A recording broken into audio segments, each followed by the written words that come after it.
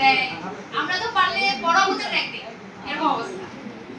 এবং সবকিছু মিলে আসলে ঢাকা ইউনিভার্সিটি খুব ভালো একটা জায়গা। তুমি যদি আসলে টিভিটা খোলো, ধরো তুমি টিভি খুলছো, টিভি খুলে তুমি বাংলাদেশে ধরো 5 থেকে 10টা চ্যানেল দেখো, 5 থেকে 10টা চ্যানেল দেখার পরে তুমি যদি ওইখানে মোট 20 জন লোককে দেখে থাকো, তাহলে দেখবা 15 জনই ঢাকা ইউনিভার্সিটি থেকে আসছে। তো আসলে আছে, বুয়েট আছে, মেডিকেল আছে, তারা আমাদের থেকে ব্রিলিয়ান্ট হতেও পারে, আমাদেরকে তো ওরা বস্তি বলে। তারপরেও আসলে ওদের থেকেও আমরা অনেক উপরে যাই, আমরা বস্তি থেকে গিয়েও আসলে ওদের থেকে বেটার কিছু করতে পারি। এটাই আসলে ঢাকা ইউনিভার্সিটির আলাদাই একটা গ্ল্যাম। তো আসলে ঢাকা ইউনিভার্সিটিতে আসলে তোমরা তো দিবা অ্যাডমিশন সবাই ইনশাআল্লাহ, আমরা চান্সও পাবো। আচ্ছা, তো চান্স পাওয়ার জন্য আসলে সবথেকে আগে যেটা জরুরি যে যেকোনো একটা জিনিস পড়ো, একাধিক জিনিসপাতি, একটা বই কিনো, একটা বই কিনো, বা কোচিং এর শীট যদি পড়ো তাহলে আর কোনো কিছু পড়া লাগে না, সবকিছু আছে এটাতে। এই যে আমি একটা টেক্সট ট্যাক্স কিনছি, তাই না? টেক্সট ট্যাক্সটা কিনে কি কোনো লাভ হইছে? কিনে রেখে দিছি। তারপরে মনে করো এই যে জয়গলি কিনতে অনেক মানুষ বসে, কিন্তু জয়গলির যে বই, এটা তো উঠানোই কঠিন, অনেক বড়। এত বড় বই আসলে পড়া যায় না, এটা সম্ভব নয়। মিশনে কয়দিনই থাকে, তাই না? 3-4 মাস থাকে। তো এই 3-4 মাসে কি এত বড় বই পড়া যায়? যায় না। কোচিং এর শীটগুলো পাতলা পাতলা, মিলাইলে মোটাই হয়। তবে একটা মোটা জিনিস তো পড়তেই হবে, তাই না? একটা কিছু পড়তেই হবে, একটা বই অন্তত আমাদের পড়তে হবে, সেটা হতে পারে কোচিং এর শীট।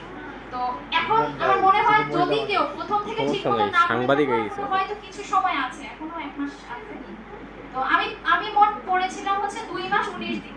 আমি তো এ প্লাস পাই নাই, সায়েন্সে ছিলাম। তারপরে কি মেডিকেলের প্রিপারেশন নিলাম, পরে ওটা নেই না নিয়ে আবার এটাতে আসছি। তো 2 মাস 19 দিন পরে আসলে চান্স পাইছি। ইউপির পরীক্ষার আগের দিন 2 মাস 17 দিন মতো, না 1 মাস 17 দিন মতো ছিল, তখন বিউপিতে চান্স পাই। তাদের তো বিউপির রেজাল্ট দিল না, না তো আজকে দিত। এজন্যই আসছি আজকে, যে বিউপির পরবর্তী একটা মোটিভেশন দিব, কিন্তু বিউপির রেজাল্ট দুঃখ। যাই হোক, বিউপির পরীক্ষা কেমন হয়েছে তোমাদের? বিউপির পরীক্ষা কারোরই ভালো হয় না। আমি তো কান্না করে বেরোইছিলাম, বিউপির পরীক্ষা খুব খারাপ হয়। কিন্তু বিউপির একটা বিষয় হচ্ছে যে বিউপির পরীক্ষা সবারই খারাপ হয়, কারোরই ভালো হয় না। বিউপির পরীক্ষাটা সবারই, যে কাউকে জিজ্ঞেস করলে বলবে বিউপির পরীক্ষা ভালো হয়, বিউপির পরীক্ষা খারাপই হয়। এরপর তোমাদের মেরিটাইমের পরীক্ষা কালকে। মেরিটাইমের পরীক্ষা ভালো হয় সবার। আমি মেরিটাইমে দেই নাই, কারণ তখন আমি বিউপিতে চান্স পেয়েছি, যেন মেরিটাইমে দেই না। তো এইটাই হচ্ছে আমার। তোমাদের তো এবার আবার জাতীয় বিশ্ববিদ্যালয়ে পরীক্ষা দিবে, এটার ফর্মও কিনছিলাম না, কারণ তখন বিউপিতে চান্স পেয়েছি। হয় নাই কিছুই, বিউপি আমার 40,000 টাকা দিয়ে মেরে দিল। বিউপি ব্যবসায়ী না, বিউপি ব্যবসায়ী না। বিউপি হচ্ছে আগে পরীক্ষা নিয়ে টাকাটা নিয়ে নেয়, নিয়ে ভর্তি নিয়ে ক্লাস শুরু করে দেয়। আমার সাথে পড়ে, তার 1 সেমিস্টার শেষ বিউপিতে যে পড়ে। আমার এখনো 3 মাস হয়েছে, আবার একটা বিপ্লব হয়তো আরো পিছাই দিছে। এখন মনে করো যে 4 মাসে সেমিস্টার শেষ করাচ্ছে আমাদের, দুনিয়ার পড়া মাথার উপর।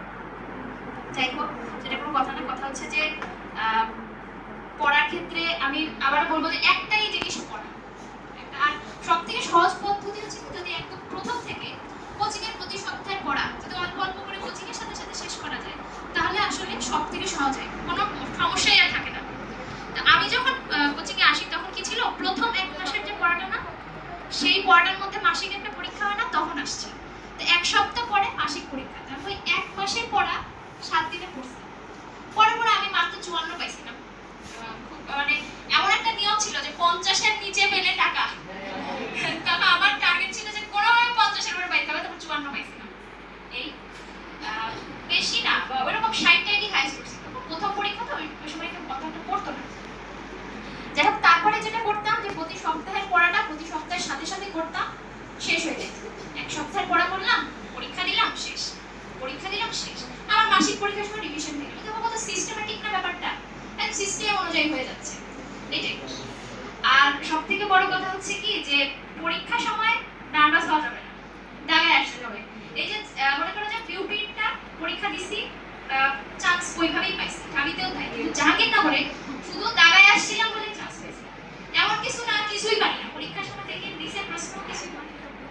তো মোটামুটি আন্দাজ লজ্জা টাকায় আসছি, তারপরে দেখি চান্স পাইছি। আর ঢাবিতেও আসলে এই বিষয়টা আছে।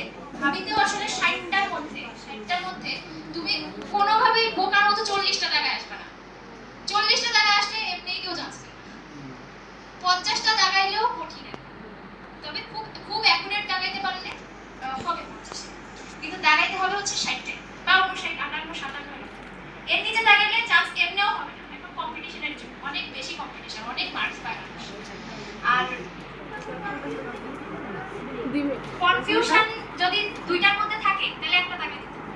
কনফিউশন কমনই পাই না, তুমি তো কনফিউশনে আছো, খারাপটা তো এটা দাগাইতে হবে। না দাগাই আসলে কোনোদিনও চান্স পাওয়া যায় না, বলে লাভ নেই যতই বলি আমরা।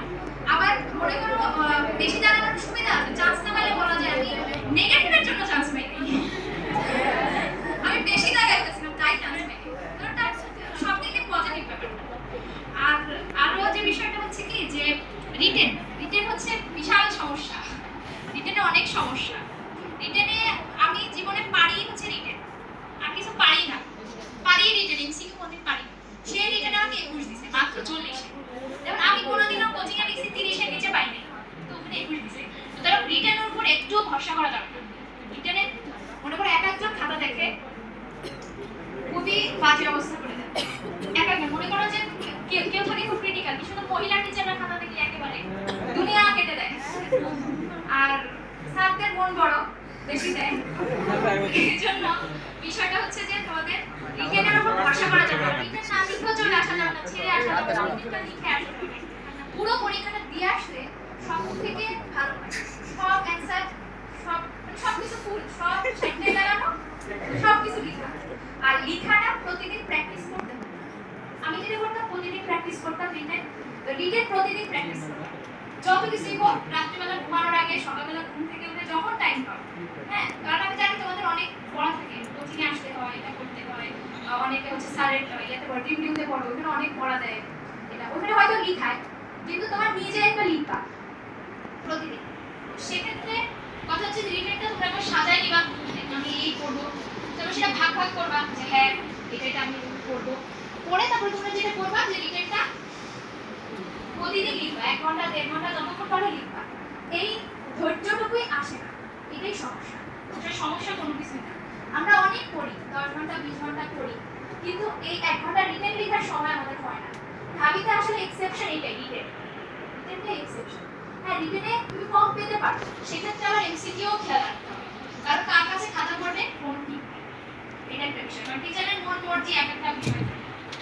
যেমন আমি এমসিকিউতে যদি ভালো না করতাম তাহলে কিন্তু 21-এ কেউ চান্স পায়, মাত্র 21 পাইছে।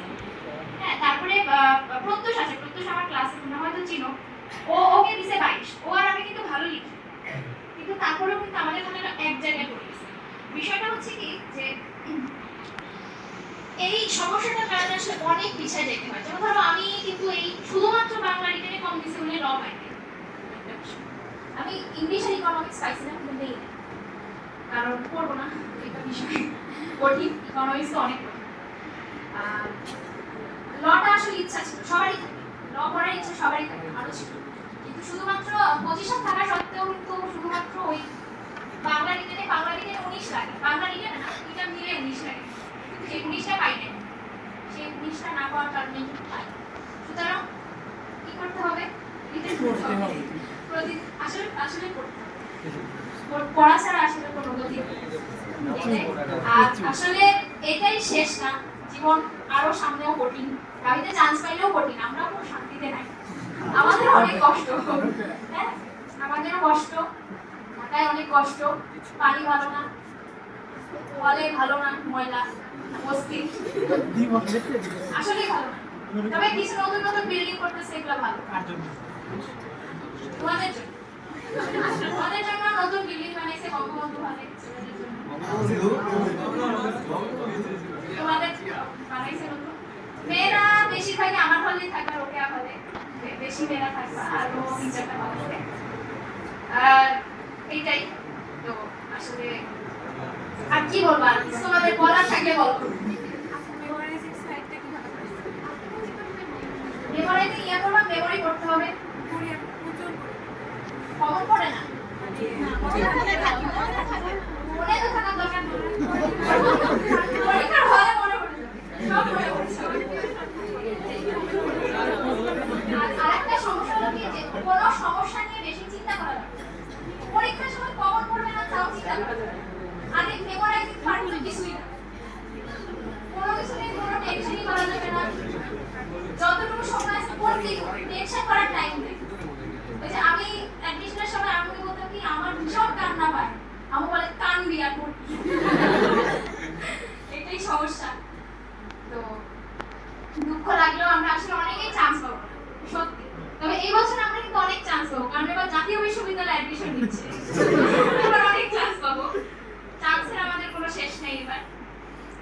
আর আসলে দিন যত যাবে চান্স তত বাড়বে, তোমাদের সম্ভাবনা আরো বাড়বে, তোমরা আসলে ধীরে ধীরে আগাবা, এটাই। আর কিছু তোমাদের আর কিছু বলার থেকে বলো। চারুকলাতে পড়ারই দরকার নেই।